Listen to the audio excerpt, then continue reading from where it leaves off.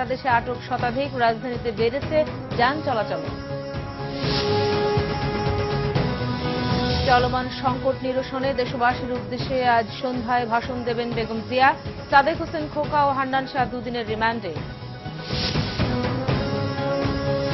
ক্ষমতায় থাকলে সম্পদশালী হওয়া স্বাভাবিক মন্তব্য অর্থমন্ত্রীর। অস্বাভাবিক সম্পদ অর্জন এনবিআর এর মাধ্যমে খতিয়ে দেখার আশ্বাস। শুনছিলেন পায়োনিয়ার ইন্স্যুরেন্স শিরোনাম, এবার বিস্তারিত।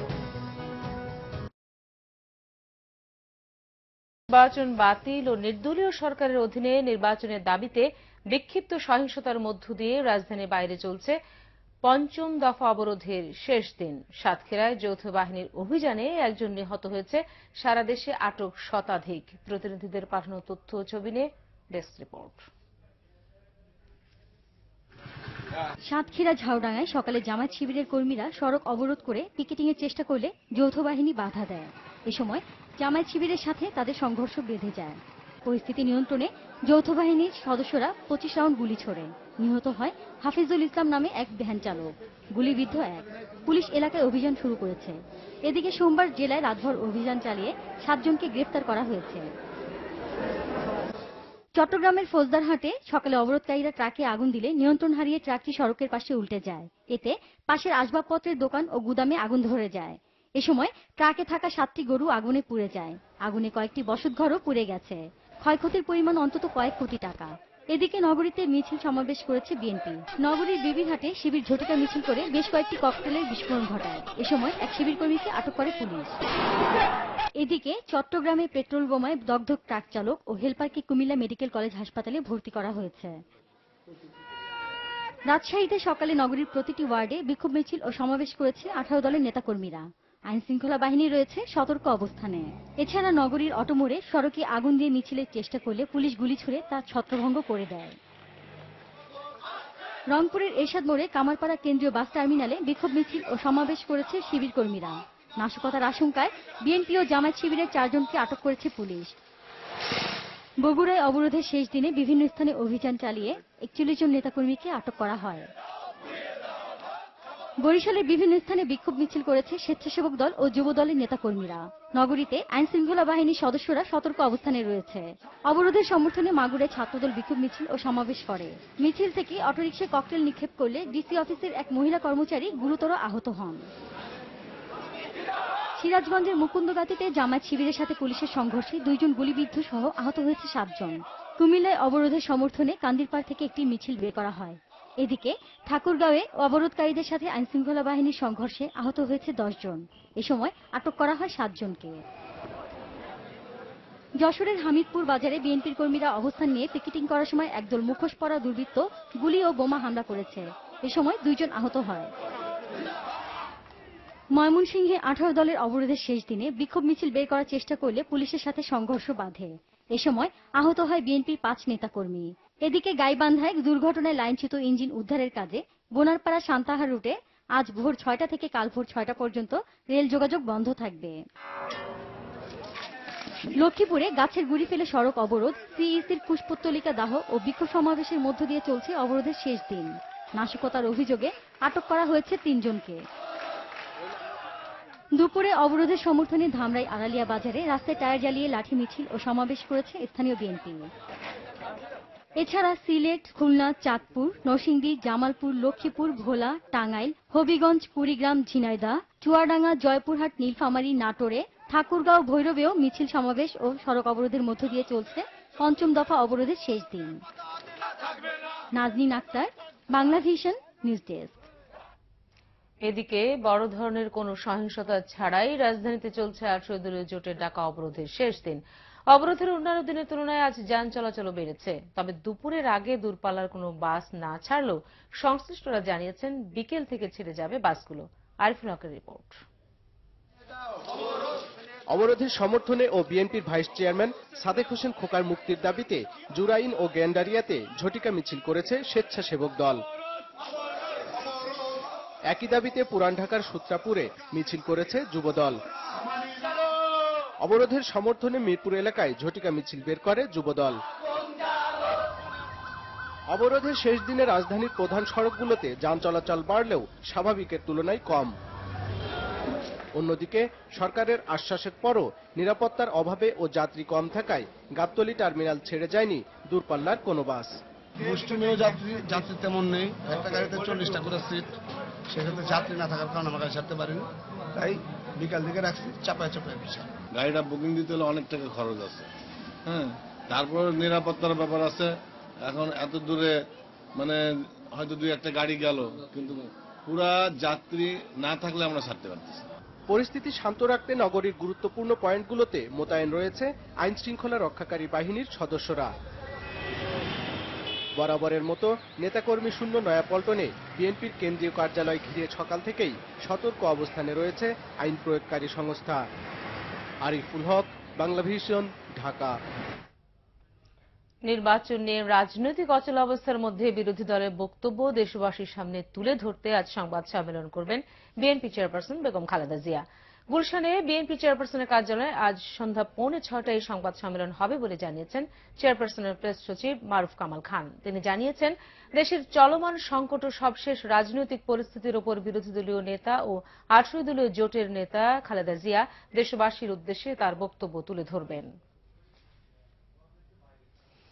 5 মে হেফাজতে ইসলামের সহিংসতার সময় পুলিশ সদস্য শাহজাহান হত্যার ঘটনায় বিএনপি স্থায়ী কমিটির সদস্য আসম হান্নান শাহ ও দলের ভাইস চেয়ারম্যান সাদেক হোসেন খোকার 2 দিনের রিমান্ড মঞ্জুর করেছে আদালত। মঙ্গলবার উভয় পক্ষের শুনানি শেষে ঢাকা মেট্রোপলিটন ম্যাজিস্ট্রেট মোস্তাফিজুর রহমানের রিমান্ড মঞ্জুর করেন। আরো জানাচ্ছেন দীপন দেওয়ান। মঙ্গলবার সকালে কড়া নিরাপত্তার মধ্য দিয়ে বিএনপির স্থায়ী কমিটির সদস্য আসম হান্নান শাহ ও ভাইস চেয়ারম্যান সাদেক হোসেন খোকাকে আদালতে হাজির করা হয়।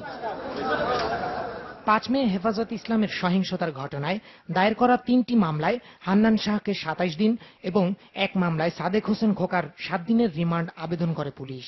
আবেদনে উল্লেখ করা হয়, 5 মে মতিঝিলে হেফাজতের সমাবেশে তাণ্ডব চালায় হেফাজত কর্মীরা। এছাড়াও পুলিশ সদস্য শাহজাহান হত্যার ঘটনায় অধিকতর জিজ্ঞাসাবাদ প্রয়োজন। উভয় পক্ষের শুনানির শেষে 2 দিনের রিমান্ড মঞ্জুর করে আদালত। 5 তারিখের ঘটনায় বিএনপি তারা নেতৃবৃন্দরা তার মঞ্চে উপস্থিত ছিল, সাদেক হোসেন খোকা, বরকতুল্লাহ ভুলুসহ তারা উপস্থিত ছিল এবং কারা কারা এই মামলার সাথে জড়িত, আরো কারা সরকার উৎখাতের ষড়যন্ত্রে জড়িত আছে এবং কারা সে পুলিশের পিস্তল লুণ্ঠন করেছে, এগুলো তদন্ত হয়ে এগুলো বেরিয়ে আসা দরকার। এছাড়া মতিঝিল থানায় দায়ের করা হেফাজতের অন্য 2টি মামলায় হান্নান শাহকে 10 কার্যদিবসের মধ্যে জেল কেটে জিজ্ঞাসাবাদের অনুমতি দেয় আদালত।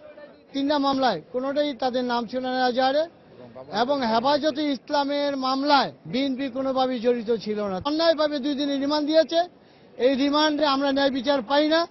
জজ কোর্ট এবং হাইকোর্ট বন্ধ থাকার কারণে আমরা উচ্চ আদালতেও যাইতে পারতেছি না।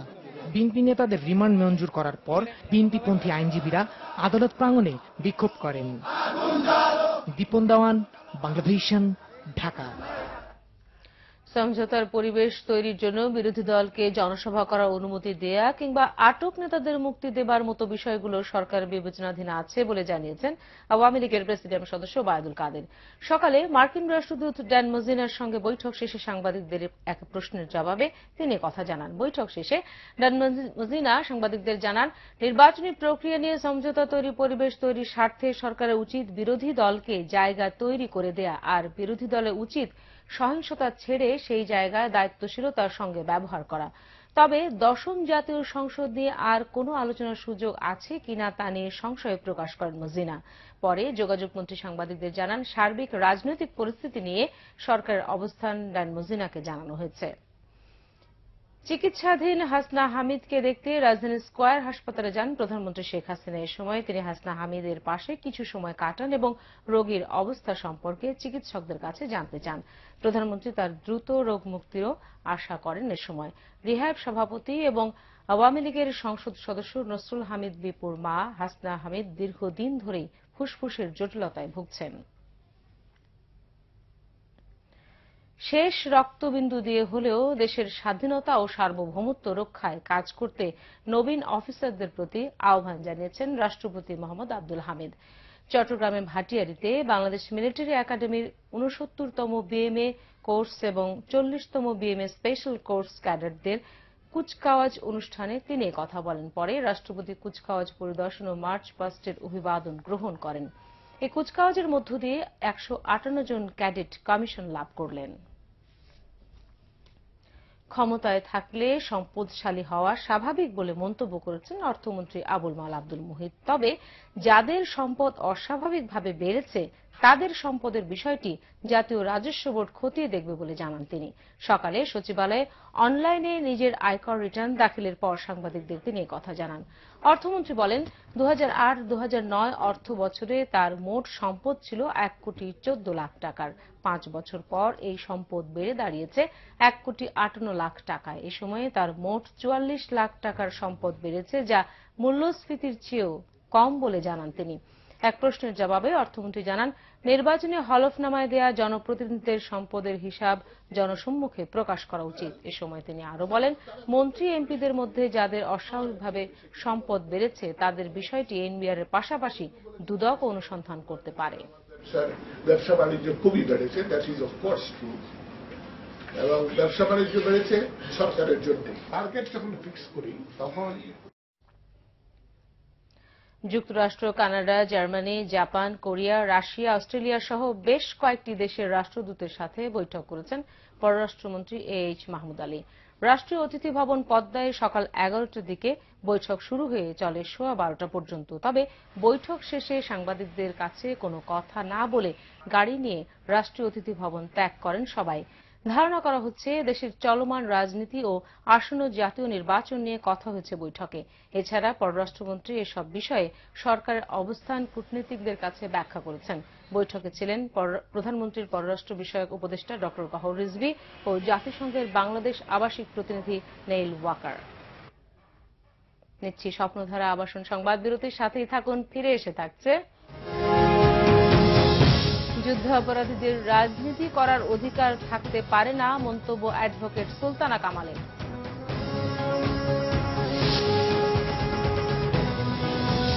চলমান রাজনৈতিক সংকটে রাঙামাটি ও পাবনায় বড়দিন উদযাপনে ভাটা।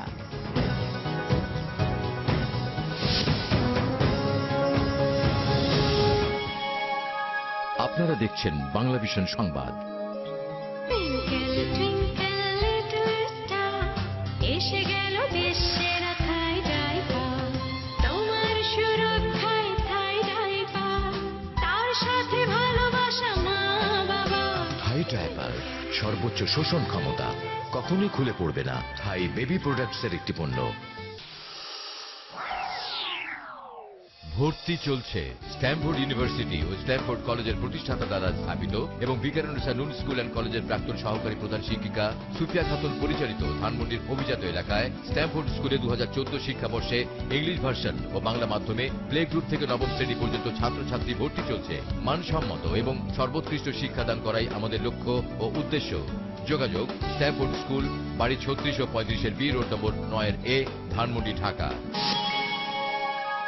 আপনারা দেখছেন বাংলা ভিশন সংবাদ।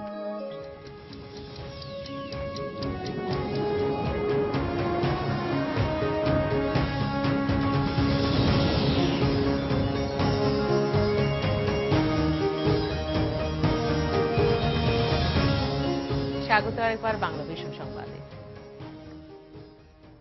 যুদ্ধাপরাধীদের রাজনীতি করার অধিকার থাকতে পারে না বলে মন্তব্য করেছেন তত্ত্বাবধায়ক সরকারের সাবেক উপদেষ্টা অ্যাডভোকেট সুলতানা কামাল। সকালে মুক্তিযুদ্ধ জাদুঘরে বাংলাদেশ রুখে দাঁড়াও সংগঠনের সংবাদ সম্মেলন। তিনি বলেন, যুদ্ধাপরাধী হিসেবে জামায়াতে ইসলামের রাজনীতি বন্ধ করা উচিত।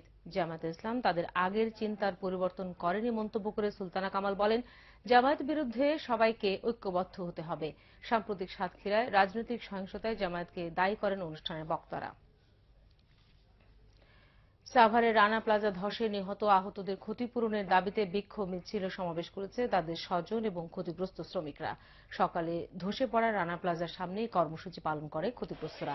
বাংলাদেশ গার্মেন্টস অ্যান্ড শিল্প ফেডারেশনের উদ্যোগে বিক্ষোভ মিছিল বের হয়। পরে রানা প্লাজার সামনে সমাবেশ করে সংগঠনের নেতাকর্মীরা।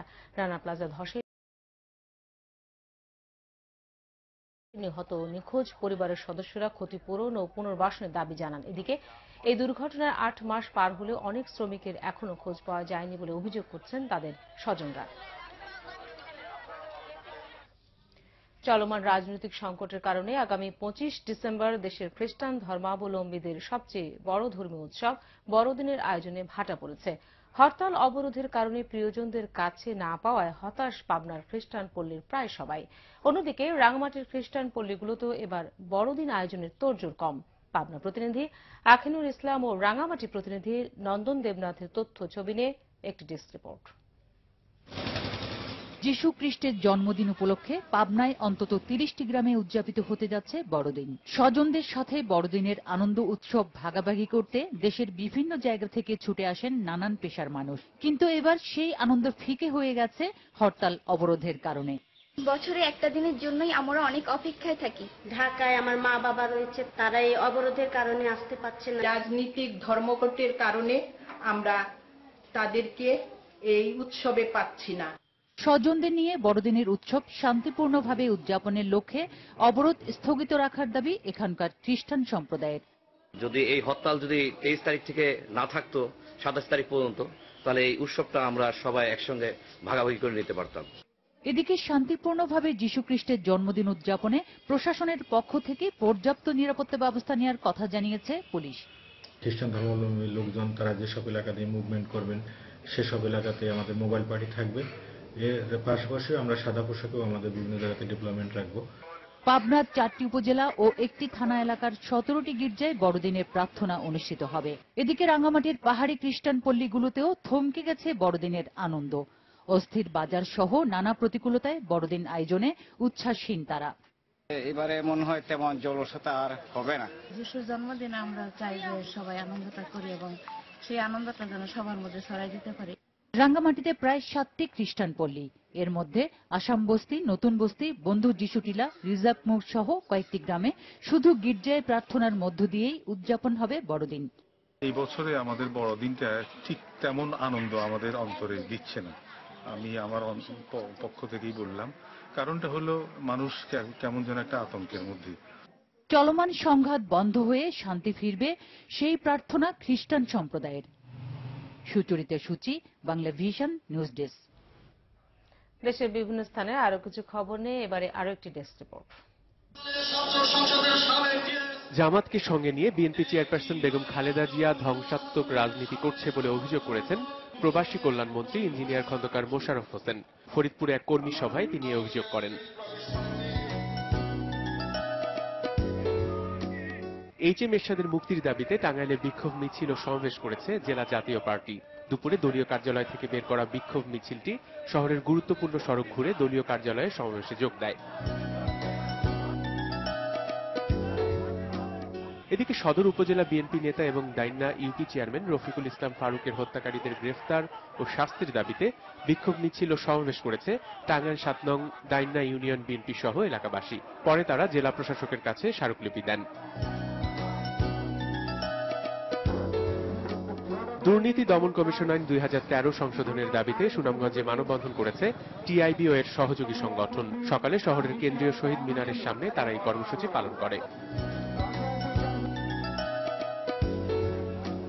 সিলেটের সোভানি ঘাট এলাকায় সকালে একটি তুলা কারখানায় অগ্নিকাণ্ডের ঘটনায় কারখানার প্রায় 15 লাখ টাকার ক্ষয়ক্ষতি হয়েছে বলে দাবি কর্তৃপক্ষের। বৈদ্যুতিক শর্ট সার্কিট থেকে এ ঘটনার সূত্রপাত হতে পারে বলে জানায় ফায়ার সার্ভিস। কাদের মোল্লার ফাঁসির পর পাকিস্তান জাতীয় পরিষদে নিন্দা প্রস্তাব পাশের প্রতিবাদে এবং দেশব্যাপী জামাত শিবিরের নৈরাজ্যের প্রতিবাদে গোপালগঞ্জে বিক্ষোভ মিছিল ও সমাবেশ করেছে জেলা ছাত্রলীগ। এদিকে নিন্দা প্রস্তাবের প্রতিবাদে জামালপুরে বিক্ষোভ মিছিল করেছে 14 দল। যুদ্ধাপরাধীদের সঙ্গ দিতেই বিএনপি অবরোধের নামে দেশব্যাপী হত্যা নৈরাজ্য করে যাচ্ছে বলে মন্তব্য করেছেন সাবেক পররাষ্ট্রমন্ত্রী ডাক্তার দীপু মনি। চাঁদপুরে জেলা আওয়ামী লীগ এর সহযোগী সংগঠনের উদ্যোগে অবরোধ বিরোধী সমাবেশে তিনিও মন্তব্য করেন। এদিকে 18 দলীয় জোটের অবরোধের প্রতিবাদে কুড়িগ্রামেও বিক্ষোভ মিছিল ও সমাবেশ করেছে আওয়ামী লীগ এর সহযোগী সংগঠন। দিনাজপুরে জেলা পর্যায়ে কৃষি সেবা বিষয়ক আলোচনা সভা হয়েছে স্থানীয় প্রেস ক্লাব মিলনায়তনে। বেসরকারি একটি উন্নয়ন সংস্থা এই অনুষ্ঠানের আয়োজন করে। মেহেরপুরে শেষ হয়েছে দুদিনের শিক্ষক প্রশিক্ষণ কর্মশালা। শিশু একাডেমির আয়োজনে কর্মশালায় জেলার 50টি শিক্ষা প্রতিষ্ঠানের শিক্ষক শিক্ষিকা অংশ নেন। সালে Zahur Chowdhury, Bangla Vision, news desk. দর্শক, এই ছিল এখনকার মতো। পরের সংবাদ সন্ধ্যা 7:30। এর আগে 6টায় রয়েছে নিউজ টপ 10 দেখার আমন্ত্রণ রইল। এছাড়া দেশ বিদেশের সবশেষ সংবাদ সবার আগে জানতে আপনার গ্রামীণ ফোন বাংলা লিংক ও এয়ারটেল থেকে ডায়াল করুন 1616 নাম্বারে। ধন্যবাদ সবাইকে এতক্ষণ সাথে থাকার জন্য।